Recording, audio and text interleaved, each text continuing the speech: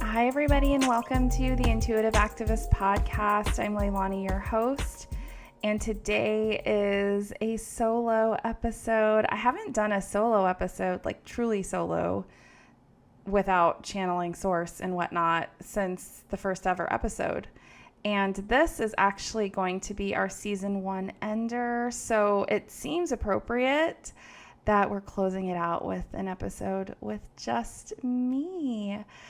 First of all, I just want to express so much gratitude for you all. This community has been incredible. I cannot even believe the places that this podcast has gone. I look every now and then at the places that people are listening to the podcast. I mean, we have folks in Europe and Asia, and it just feels very, very wild. It's been a wild ride. And so first, I just want to spend a moment just thanking you all for being here and for allowing me to have this space with you. It's not lost on me how incredible that is. So thank you. Thank you. Gosh, so much gratitude today. I have a big thing happening, and by the time you listen to this, it will be the day of my book release, Paradox of the Water Bearer, available July 30th. And so that has really been weighing heavily on me, just kind of doing the last minute preparations for my book release, which will be a virtual book release. And if you want to attend, I would love to see you there. You'll find all the deets on my Instagram page, or you can go straight to the website, shamanleilani.com/book. And yeah, all of the things. And what is striking me in this moment is just how much work it is to live into our creative purpose. You know, as I sit here and reflect on this journey of mine. So I started down this path, and this is where my book starts. Chapter 1, meeting Josette, who you all have heard from because she was on the episode or on the podcast very early on. Meeting Josette was one of the big pivotal moments for me stepping out on this path, and it's where my story begins in my book.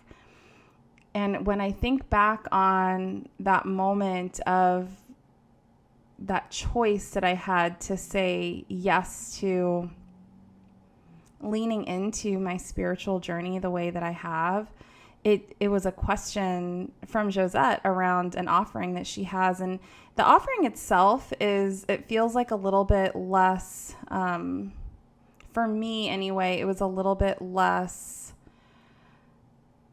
important what the offering was. It was more symbolic of my saying yes to stepping onto my spiritual path and really living a life of creative purpose, living into my creative purpose.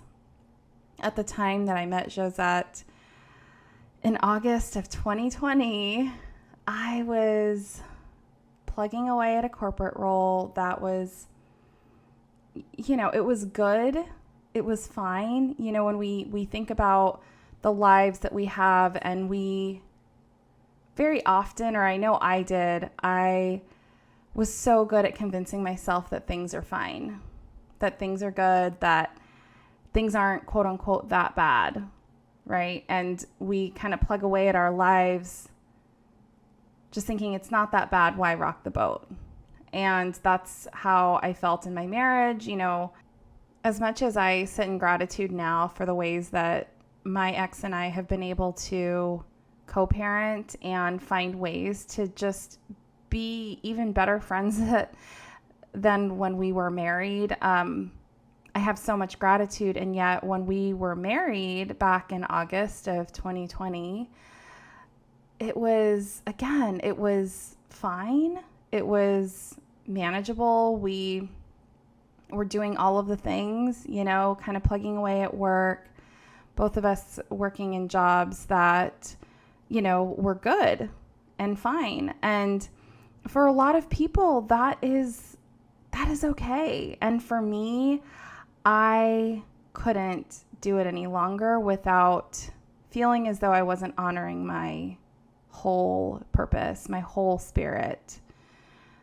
And so when I met Josette LeBlanc and had this realization of, okay, I have these gifts. I am definitely a channel of some sort, a medium of some sort. It was very early in that discovery of my gifts when Josette posed that question of, well, what about this other offering? I don't mean to sell it or push it on you. And she was very, very kind in the ways that she talked about it. But there was something bubbling up inside of me that was just dying to say yes to whatever was next. And it just so happened to be in the form of this offering of Josette's. And again, this is where my book begins with my spiritual journey. And I think that why this feels important is because we go through our lives having these decision points that arise every so often. And if we're not paying attention, we will miss them. I think that is the thing that is really coming through right now. The message that's really coming through right now is we have these collections of decision points where we get to say yes to what our soul is craving, or we can say no and continue down the same path that we've been walking. And again, there's no judgment on either path, because I think that a lot of people live very fulfilled lives walking down that path that is safe. I am not negating any of that. And I know for myself, as I was looking at the life that I had created and the life that I had a full hand in, I don't blame anybody outside of myself for the life that I had found myself in. And I knew that in order for me to continue to feel good about the ways that I was showing up in my life, I had to say yes to something else, to something more than what I was doing in that moment. And so I guess the question that's coming through, I didn't know I was going to be posing questions to you all, but here it is. The question is, are you living into your spiritual purpose? Are you saying yes when those decision points come forward? Are you saying yes to what your soul is craving? Are you saying yes to stepping perhaps into some unknown, but some unknown that is honoring your spirit? And again, there's no judgment, because there is so much learning with whatever path you take. And yet, I have a pretty strong feeling that if you found yourself here, that you are seeking. And what would it look like for you to say yes to whatever unknown is presenting itself to you today? And it is fucking terrifying. I'm just going to say it. It is so terrifying to say yes. What that decision point did for me and my yes was that it completely opened up my spiritual gifts. Quite literally, not even overnight. It was later that evening. I was sending Josette voice messages and telling her, like, I feel as though I am completely tapped into the spiritual realm right now. Like, my gifts blew open. And I was seeing things and hearing things, and it was really, really wild. And I did not know what to do with it. And it also gave me a ton of information about, particularly in that moment, it was about how I was utilizing my gifts in the work that I was doing. Because what I know about myself is that I am kind of a workhorse when it comes to spiritual work, to the point where it is very uncomfortable for me to say no to source or spirit. When there is an ask, it's much easier for me to say yes than it is for me to say no. And so as I was evaluating my spiritual gifts and the work that I was doing in the world, there was a complete misalignment. And that's the moment I started writing. I was getting all of these messages and I was recording them, these intuitive, spiritual, channeled messages. And I just kept hearing, and I had been wanting to write my book for, really my whole life, but really strongly a few months before this all happened. And so finally it was just crystal clear to me that in order for me to honor my spiritual gifts, I had to honor my creative purpose, which was writing. And again, I, at the time, was in this corporate role. I was juggling both. I was spending hours on end in my corporate role and then turning around and spending hours writing my book. It was this giant juggle.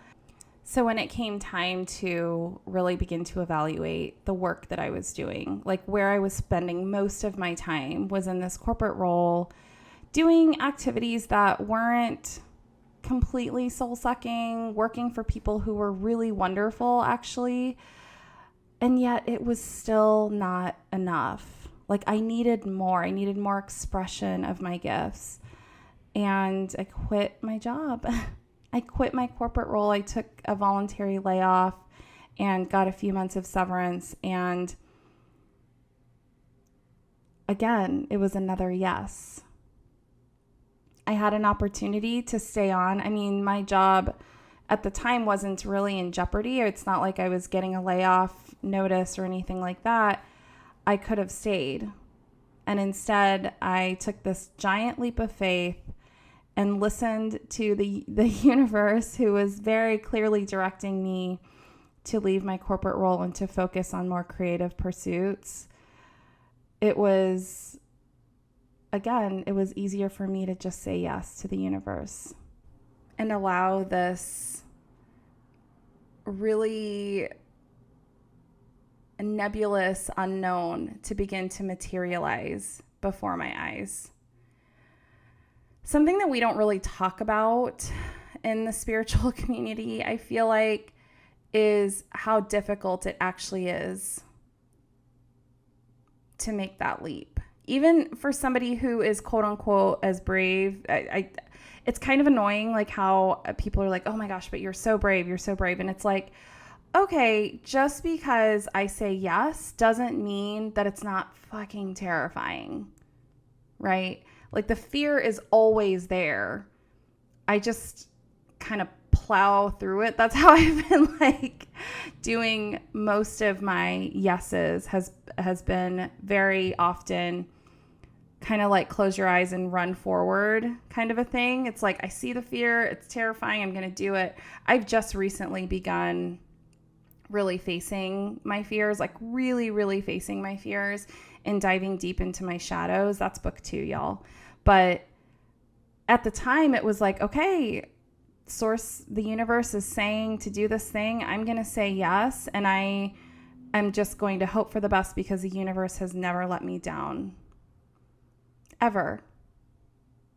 Every time I've said yes to what has very clearly been a source-led message, I've always been provided for. And so in that regard, I said yes.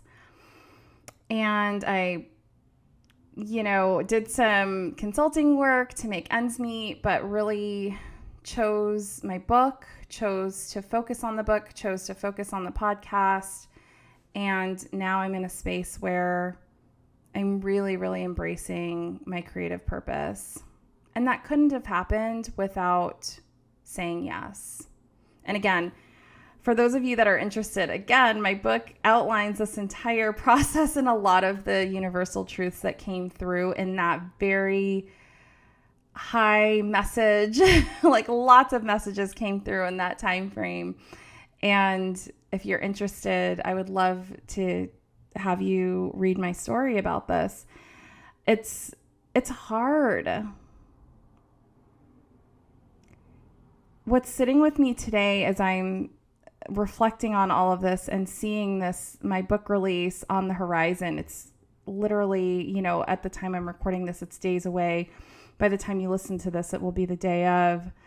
And I think that what I'm really sitting with today is just how hard transformation can be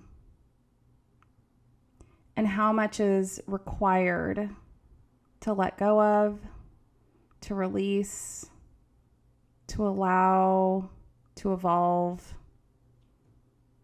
I think of relationships that have been a staple for me for so long, years and years on end, and they've shifted or fallen away. And I think the message that's coming through right now as I feel like I'm choking back emotion is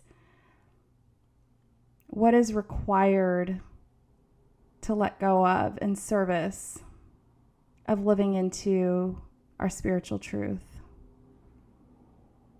It's lonely.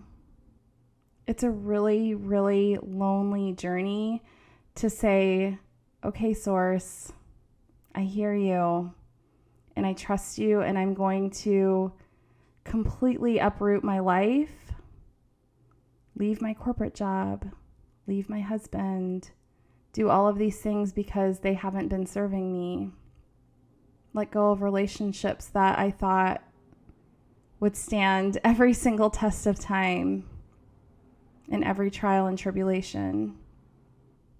And as I stand here looking at what I've created and what I've left behind in my wake, I talk about this in my book.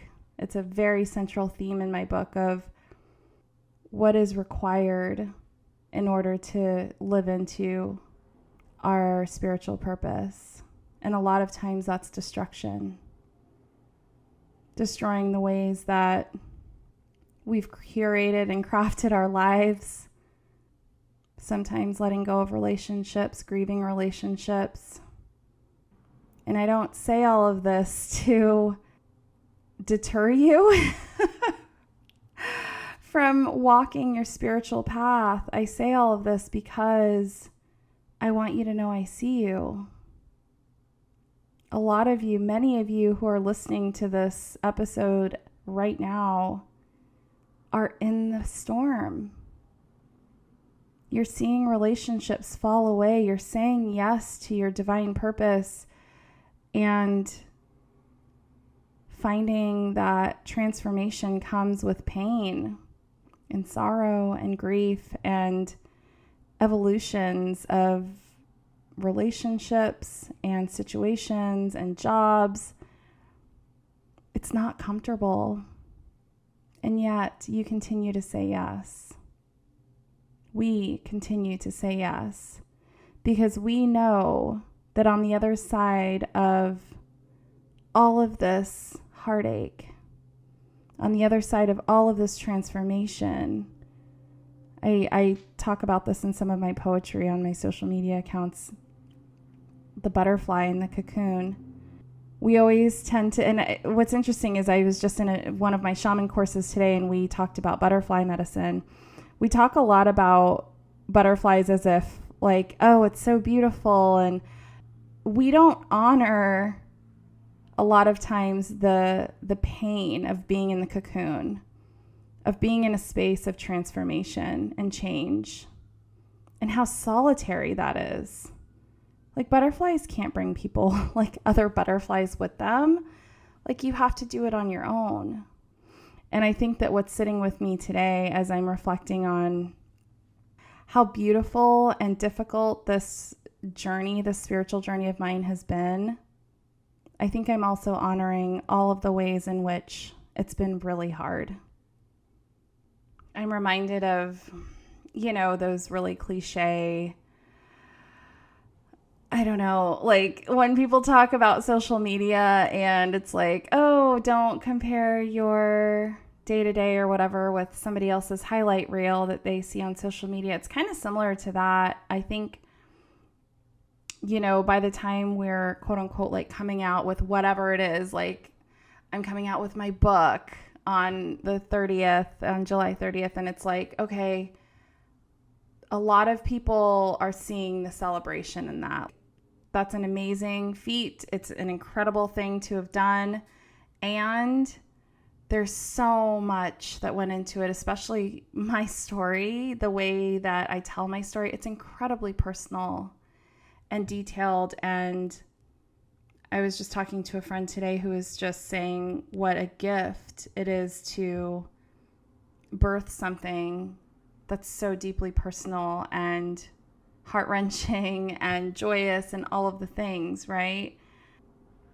And yet a lot of people will just see, oh, Leilani wrote a book, that's really cool, and that's a big accomplishment and all of that. And what I'm feeling really called to honor in this moment is not just mine, but just the collective, this notion of honoring what is required for us to truly step into who we're meant to be. It's really, really hard. And I just want you to know that I see you.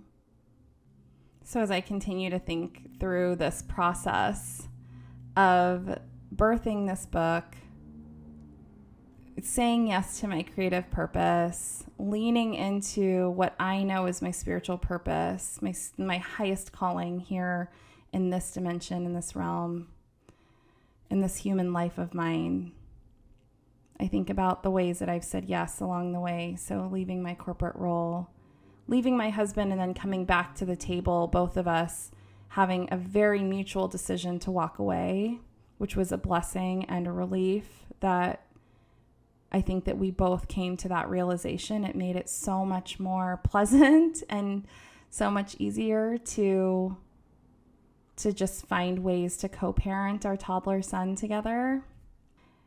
And then I think about continuing to make myself seen.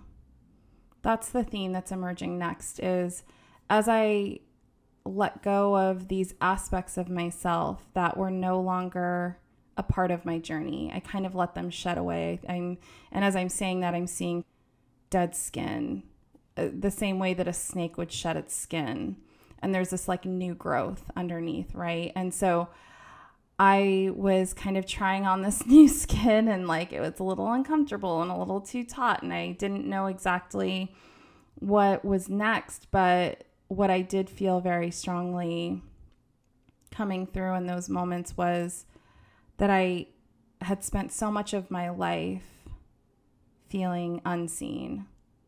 And again, I don't blame others for that. It was definitely a lesson that I had to learn to allow myself to be seen. And so I was stepping into this new year, into 2021, with this notion of, okay, where have I been making myself small? Whether that's in terms of my spiritual gifts or really anything. And I stepped into very almost unintentionally into my self-love journey. So it's kind of interesting that these notions of being seen and allowing myself to be seen as my whole self went hand in hand with allowing myself the love that I deserved from a very internal place. And it wasn't something that I had ever allowed myself to explore, or perhaps I didn't have the capacity to explore that. And so early this year, January of 2021, really going down that self-love journey. And a lot of times, again, feeling really defeated because I thought I knew what it meant to love myself. And yet, as I started down that path, I began to realize very quickly that I didn't know how to do it. I mean, again, I know how to take care of myself. I know what self-care looks like. And yet that is such a small piece of the puzzle when it comes to true divine self-love. And so earlier this year, there were a lot of months on end, it felt like, of exploring what that meant. And as a shaman, what really rose to the surface was evaluating and facing my shadows. And I am a light worker. I exist in the light. I'm comfortable in the light. I bathe in the light to the point where I have been afraid of the dark most of my life. Physically dark spaces and, symbolic dark. Like I have just always been afraid of the dark. And that was really my first lesson in self-love, is how do I become comfortable in the dark, and specifically in my own darkness? Because what I recognized and what I learned in these shamanic shadow journeys, which really just means evaluating the places where I felt not enough, and really being curious about them and sourcing from my ancestors and the messages that I was getting, and really being intentional about the ways that I interacted with the parts of myself that felt unlovable. And just real tea, it was really hard. Probably some of the hardest work that I've ever had to do, spiritually or otherwise, was going into the depths of my darkest places internally and saying, you are worthy of love and belonging. And saying, I see you, and I know that you can seem scary at times, and yet I love you. And what I realized is the more I was able to love the parts of myself that I felt were broken and unlovable, the more I was able to love those around me and stay out of judgment.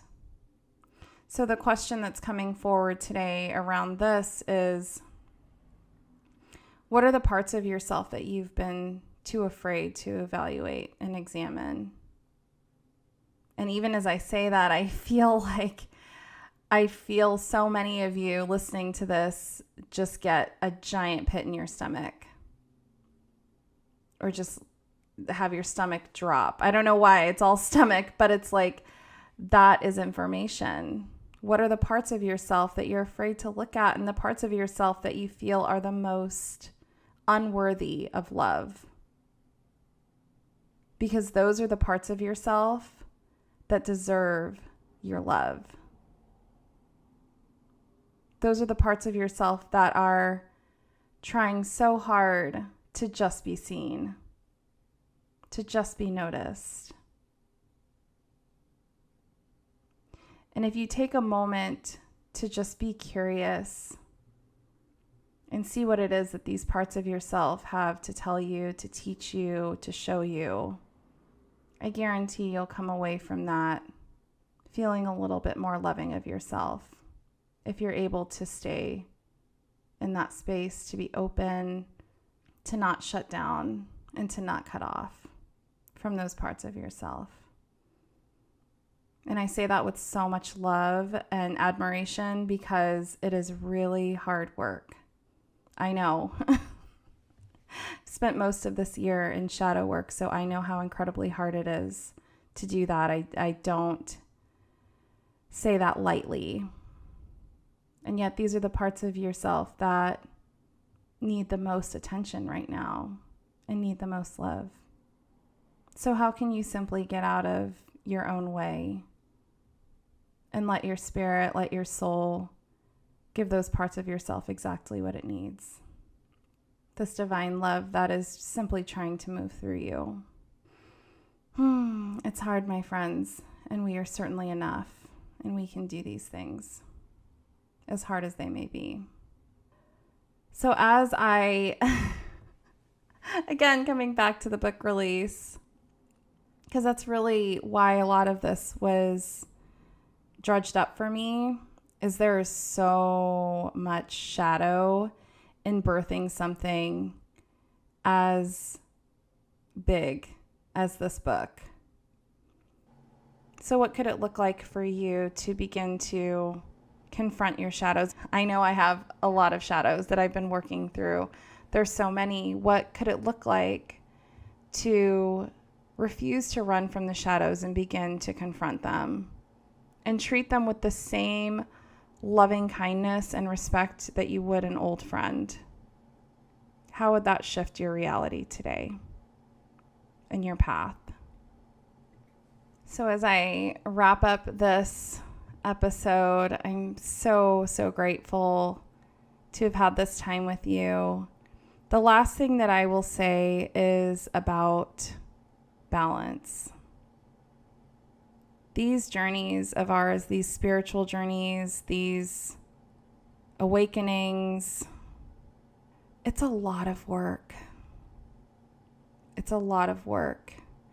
And what I'm being reminded of right now in this moment, I'm sure, no doubt from my guides or source, is the importance of balance.